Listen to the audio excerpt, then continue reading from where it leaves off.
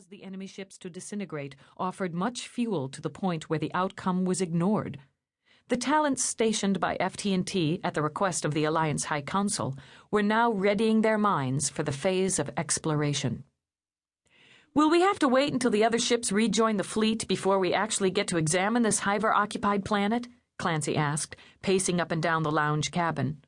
"Don't see why if we get there first," Thean said. He was himself beginning to get restless, though the respite from frantic activity and precision teleportations had been welcome. "Speaking of getting anywhere, just when do I get transferred to the Columbia?" asked Prime Roger, cocking his head and making his urgency plain to his older brother and team leader. "That was the deal for me, remember? I helped demolish the Hiver spheres, and then I get transferred to the Columbia." "And Cousin Asia," Clancy put in, his expression carefully bland. Roger shot him a dire look that Clancy ignored. "When you've helped me reprovision the squadron," Thean answered, linking his fingers behind his head as he leaned back and stretched out his long legs. "Then you don't think the Conservatives are going to insist that FT&T stop assisting the fleet?" Roge asked. Clancy's scoffing laugh echoed Thean's dismissal of that possibility. "Look, bro," Thean said, sitting forward, elbows on his knees. "The FT&T was very carefully," and he emphasized the syllables, "nurtured as an autonomous public service. And who can argue that getting rid of an implacable enemy isn't a public service?" Clancy put in. Back in the 21st century, when the first Peter Reitinger was the manager of our budding organization, he determined to split it from any political group and to remain legally separate from any governmental agency until Earth became a united world.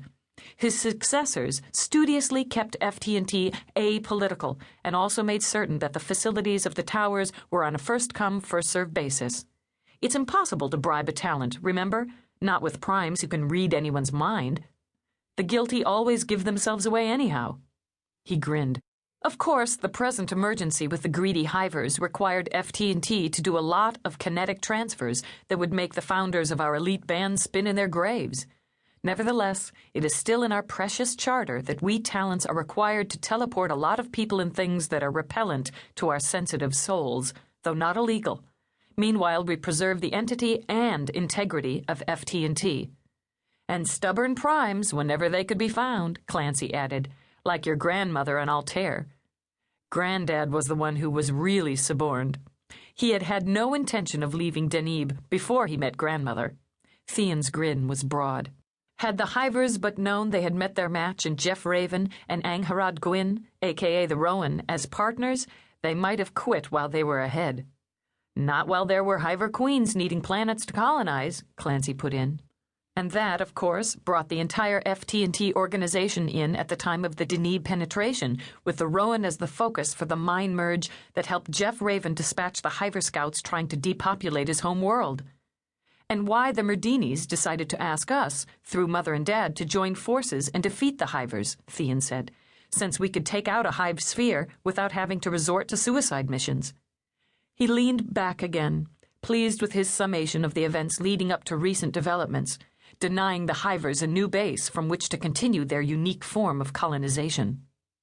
"I wonder how many of the bleeding hearts and conservatives have bothered to see the Hiver Queen at Heinlein Base," Roger said.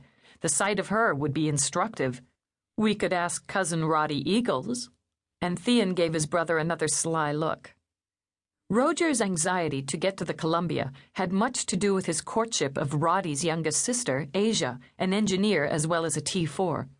Initially, the Columbia, flagship of Squadron B's 5 ships, had been sent to examine 4 M-type planets that had been used and abused by the Hivers, one, named Marengo, being on the verge of total ecological disaster.